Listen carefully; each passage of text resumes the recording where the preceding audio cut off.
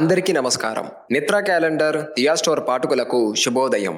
ఈరోజు 1వ తారీఖు జూన్ 2025 శ్రీ విశ్వవసునామ సంవత్సరం జ్యేష్ఠ మాసం గ్రీష్మ ఋతువు ఉత్తరాయణం ఆదివారం. ఈరోజు తిథి శుక్ల షష్ఠి రాత్రి 12:12 వరకు. తదుపరి సప్తమి. ఈరోజు నక్షత్రం ఆశ్లేష రాత్రి 1:42 వరకు. తదుపరి మఖ. ఈరోజు ద్వాదశ రాశుల వారి రాశి ఫలాలు ఏ విధంగా ఉన్నాయో తెలుసుకుందాం.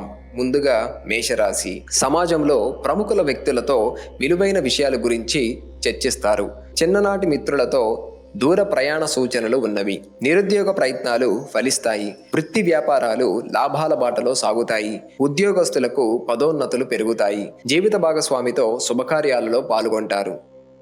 తదుపరి వృషభ రాశి. బంధుమిత్రుల నుండి శుభకార్య ఆహ్వానాలు అందుకుంటారు. ఆర్థిక పరంగా అనుకూల వాతావరణం ఉంటుంది. చేపట్టిన పనులలో ఆలోచనలు కార్యరూపం దాలుస్తాయి. శత్రు సంబంధమైన సమస్యల నుండి ఉపశమనం కలుగుతుంది. వృత్తి వ్యాపారాలు సంతృప్తికరంగా సాగుతాయి. ఉద్యోగాలలో నూతన అవకాశాలు అందుకుంటారు.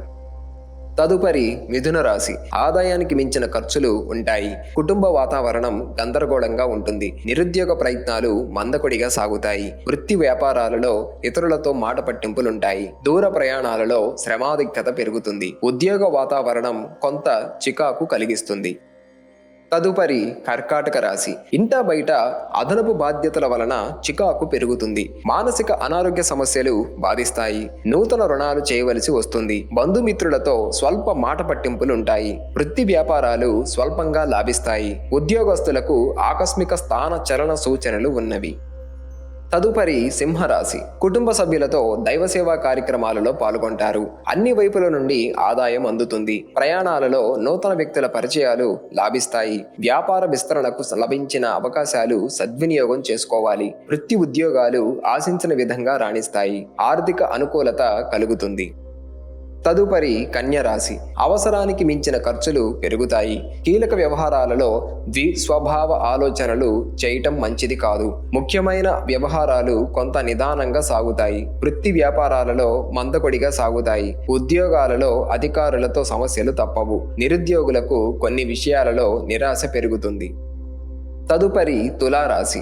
ఆర్థిక వ్యవహారాలు సంతృప్తిని కలిగిస్తాయి. స్నేహితుల నుండి ఊహించని సహాయం అందుతుంది. ఇంటా బయట మరింత ఉత్సాహంగా ముందుకు సాగుతారు. నూతన వ్యాపారాలలో మరింత పురోగతి సాధిస్తారు. వృత్తి ఉద్యోగాలలో అప్రయత్న కార్యసిద్ధి కలుగుతుంది. దూరపు బంధువుల నుండి శుభకార్య ఆహ్వానాలు అందుతాయి. తదుపరి వృశ్చిక రాశి. ఇతరుల వ్యవహారాలలో జోక్యం చేసుకోకపోవడం మంచిది కాదు. నిరుద్యోగులు కొంత ఓర్పుతో ప్రయత్నాలు చేయాలి. ఆర్థిక విషయంలో లోటుపాట్లుంటాయి. నేత్ర సంబంధిత అనారోగ్య సమస్యలు బాధిస్తాయి. కుటుంబ సభ్యుల ప్రవర్తన ఆశ్చర్యం కలిగిస్తుంది. వృత్తి వ్యాపారాలు అంతంత మాత్రంగా సాగుతాయి.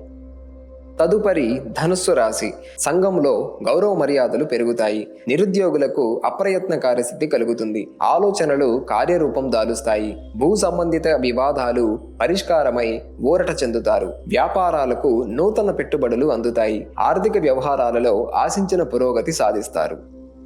తదుపరి మకర రాశి.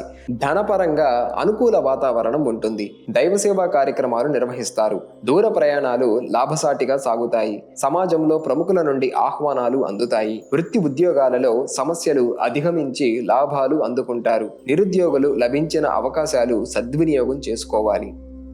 తదుపరి కుంభరాశి. దూర ప్రయాణాలు వాయిదా వేయటం మంచిది. గృహమున కొందరి ప్రవర్తన మానసికంగా చికాకు కలిగిస్తుంది. చేపట్టిన వ్యవహారాలలో ప్రతికూల వాతావరణం ఉంటుంది. జీవిత భాగస్వామితో పుణ్యక్షేత్రాలు సందర్శిస్తారు. ఉద్యోగాలలో తొందరపాటు నిర్ణయాలు చేసి ఇబ్బంది పడతారు. వ్యాపారమున ఆర్థిక ఇబ్బందులు కలుగుతాయి.